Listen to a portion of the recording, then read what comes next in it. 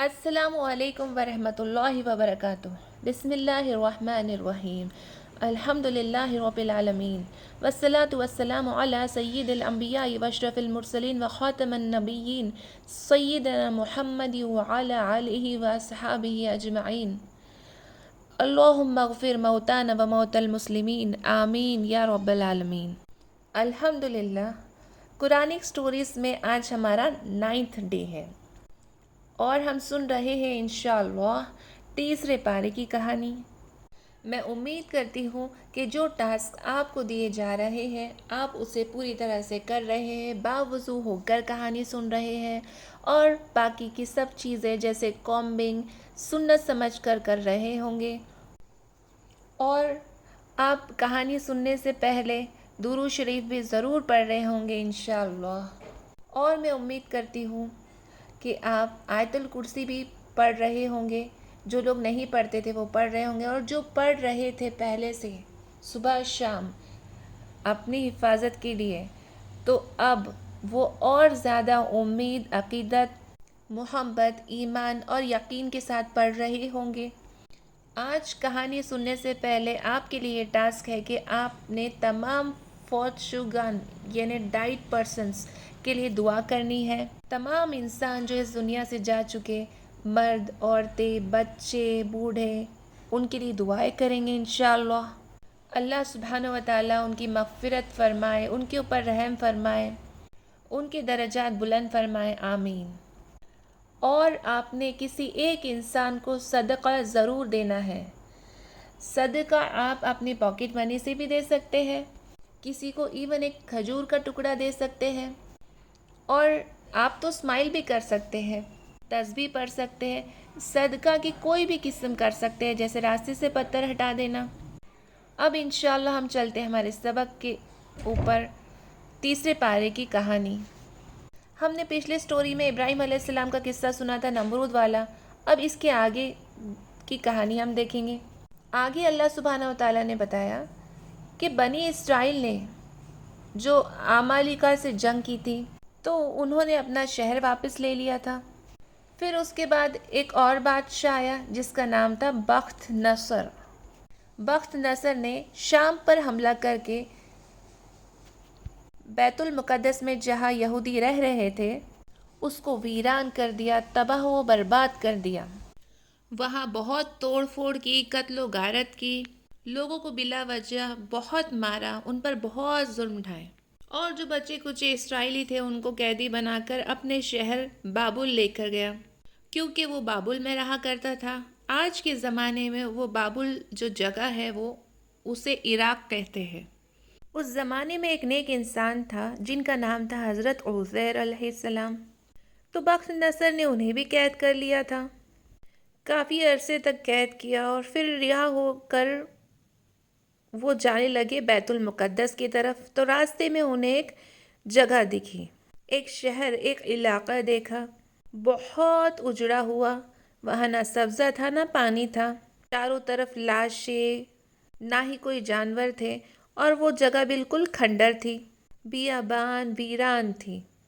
جب وہ چل رہے تھے تو ان کا خیال میں یہ آیا کہ یہ تو ویران جگہ ہو گئی، خستہ ہو گئی، اب یہ کیسے نارمل ہوں گی۔ تب وہ اپنے گدھے پر سوار تھے اور ان کے ساتھ کچھ کھانا بھی تھا۔ جب ان کے دل میں یہ خیال آیا تو اللہ سبحانہ و تعالیٰ نے ان کی روح کو نکال دیا، ایک طرح کی انہیں موت دے دی، اور 100 ایئرز تک وہ اسی طرح رہے، ڈیڈ تھے، اور 100 سال تک اللہ سبحانہ و تعالیٰ نے ان کی روح کو واپس نہ کیا۔ 100 ایئرز کے بعد اللہ سبحانہ و تعالیٰ نے انہیں دوبارہ زندہ کیا اور ان سے پوچھا کہ وہ کتنی دیر تک سوئے ہوئے تھے، مطلب اس حال میں کتنا عرصہ تک تھے۔ ان کے پاس کوئی وقت ماپنے کا آلہ تو تھا نہیں، انہیں لگا یہ تو ابھی ابھی کی بات ہے۔ انہیں یہ لگا کہ وہ سوئے ہوئے تھے اور صبح ہو رہی تھی، جب وہ سونے لگے تب صبح ہو رہی تھی، سورج طلوع کا وقت تھا، تو اب سورج طلوع ہو گیا تو اب دوپہر ہو گئی۔ کہنے لگے کہ میں دن یا دن کا کچھ حصہ سویا رہا۔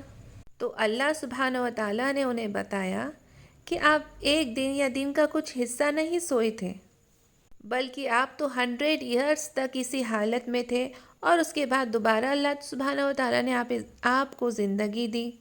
100 ایئرس کے بعد بھی اللہ سبحانہ و تعالیٰ نے انہیں ایسا رکھا کہ وہ بالکل بھی اولڈ نہ ہوئے، ینگ ہی تھے، مطلب اسی اسٹیٹ میں تھے۔ پھر اللہ سبحانہ و تعالیٰ نے انہیں کہا کہ آپ اپنے ڈونکی کو دیکھیے، اپنے گدھے کو دیکھیے۔ جب انہوں نے دیکھا تو وہ بالکل بوسیدہ ہو چکا تھا، ہڈیاں بالکل ٹوٹ سی گئی تھی، مطلب ایک ڈھانچہ تھا، یا پھر کہا جائے کہ ڈھانچہ بھی صحیح سے نہیں تھا۔ جب عزیر علیہ السلام نے اس پر غور کیا تو اللہ سبحانہ و تعالیٰ کے حکم سے وہ بکھری ہوئی جو بونز تھی، جو پھیلی پسری ہوئی تھی، جو بونز بروکن تھی، وہ جڑتی گئی۔ وہ اس طرح سے جڑی کہ وہ ایک ڈونکی کا اسکیلیٹن بن گیا، یعنی وہ ایک گدھے کا باڈی کا پورا ڈھانچہ پورا پرفیکٹ ویسے ہی بن گیا جیسے پہلے تھا۔ جب وہ دیکھ ہی رہے تھے تو اللہ سبحانہ و تعالیٰ نے اس کے ڈھانچے پر گوشت بھی چڑھا دیا، یعنی بونز کے ساتھ ساتھ مسلز بھی بن گیا اور وہ برابر شیپ میں آ گیا۔ پھر اللہ تعالیٰ نے کہا کہ آپ اپنے کھانے کی طرف دیکھیے، اور جب انہوں نے اپنے کھانے کی طرف دیکھا تو اللہ سبحانہ و تعالیٰ نے ان کے کھانے کو بھی بالکل فریش کر دیا۔ پھر انہیں سمجھ آئی اس بات کی کہ اللہ سبحانہ و تعالیٰ ہر شے پر قدرت رکھنے والے ہیں۔ اس کے بعد جب وہ اپنے گھر جانے لگے تو انہوں نے دیکھا کہ جب وہ اپنے گھر پہنچے بیت المقدس تو ان کے بیٹے بوڑھے ہو چکے تھے اور وہ دکھ رہے تھے جوان ان کے سامنے۔ اس میں بھی اللہ کی دیکھو کتنی شان اور قدرت ہے، اللہ کی کیسی نشانی بتائی اللہ نے انہیں۔ اس کے بعد اللہ سبحانہ و تعالیٰ نے کہانی سنائی حضرت ابراہیم علیہ السلام کی۔ ابراہیم علیہ السلام جن کا نام خلیل اللہ بھی ہے۔ ایک بار خلیل اللہ یعنی اللہ کے دوست نے انہیں کہا کہ یا اللہ، میں دیکھنا چاہتا ہوں کہ کیسے آپ مردہ کو زندہ کرتے ہیں۔ تو اللہ نے ان سے پوچھا کہ آپ ایمان نہیں رکھتے؟ ابراہیم علیہ السلام نے کہا یا اللہ، میں تو ضرور ایمان رکھتا ہوں، پورا ایمان رکھتا ہوں، مجھے تو پکا یقین ہے، لیکن میں اپنے دل کی تسلی چاہتا ہوں۔ اللہ، میں تو اپنی سیٹسفیکشن چاہتا ہوں۔ تو اللہ سبحانہ و تعالیٰ نے انہیں کہا کہ آپ ایسا کریں، 4 برڈز لے، یعنی 4 پرندے، آپ نے اسے اپنے ساتھ مانوس کرنا ہے، مطلب انہیں پال پوسنا ہے تاکہ وہ آپ کو پہچانے۔ اس کے بعد آپ نے ان پرندوں کو ذبح کر دینا ہے۔ اس کے بعد ان کی جو بوٹیاں ہوں گی اسے باریک باریک قیمہ بنا دینا ہے، جیسے کہ ہوتا نہیں ہے میشڈ میٹ، ویسے باریک باریک قیمہ بنانا ہے، اور اس میٹ کو باریک باریک کر کر پہاڑ پر تھوڑا تھوڑا کر کے چاروں طرف مطلب الگ الگ جگہوں پر بکھیر دینا ہے۔ تو ابراہیم علیہ السلام نے ایسا ہی کیا۔ انہوں نے 4 پرندے لیے، 4 پرندے، ایک مرغ، ایک کبوتر، ایک گدھ اور ایک مور۔ پھر انہوں نے انہیں پالا پوسا، اپنے ساتھ مانوس کیا۔ پھر اس کے بعد انہوں نے انہیں کاٹا یعنی ذبح کیا، ان کے سر اپنے پاس رکھ دیے، باقی کی باڈی پارٹس کو باریک باریک کاٹ کے پہاڑ پہ ادھر ادھر بکھیر دیا۔ پہاڑ پہ ڈالنے کے بعد سبحان اللہ العظیم، ابراہیم علیہ السلام نے ان 4 پرندوں کو ان کے ناموں سے آواز لگائی۔ پھر ابراہیم علیہ السلام نے اللہ کے حکم سے ان سب کو آواز، یعنی ان 4 کو آواز انڈیویجولی دیا، اور پھر یوں ہوا کہ ان کا گوشت خود بخود اڑا، اکٹھا ہوا، جڑا، پھر بالکل ویسے کے ویسے ہی پرندے بن گئے، اور وہ بولنے لگے اپنی اپنی زبان اور دانا بھی چگنے لگے۔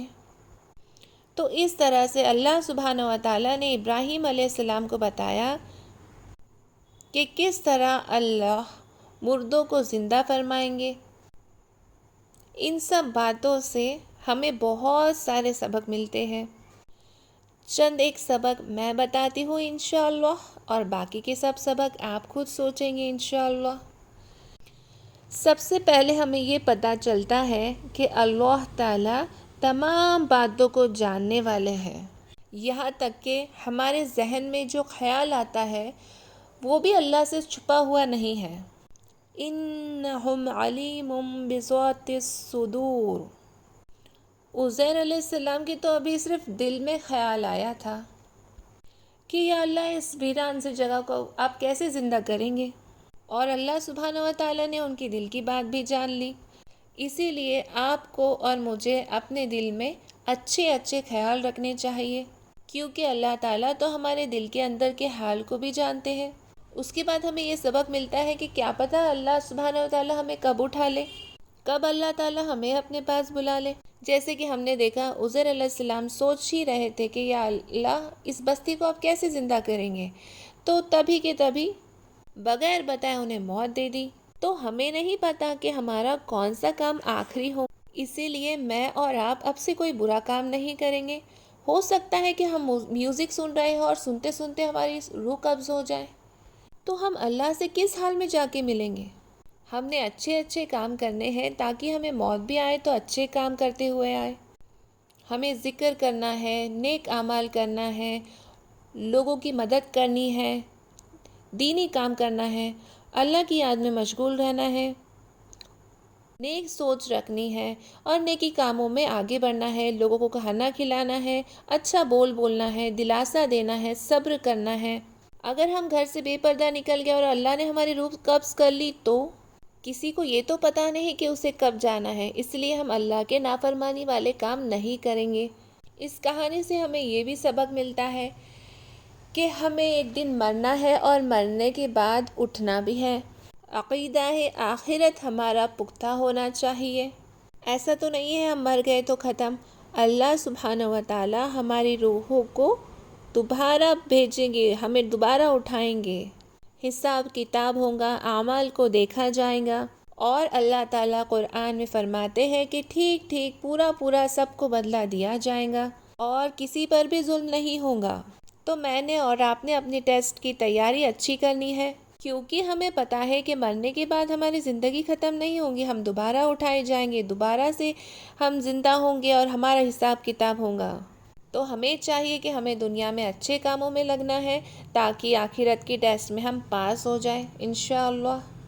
اس کے بعد ہم نے دیکھا کہ اطمینان قلب بھی ضروری ہے۔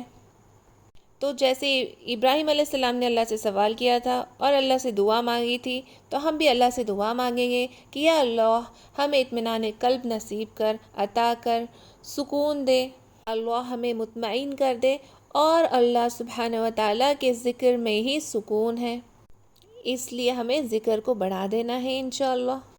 ہمیں ان سٹوری سے یہ بھی پتہ چلتا ہے کہ انسان مشاہدات سے بھی سیکھتا ہے۔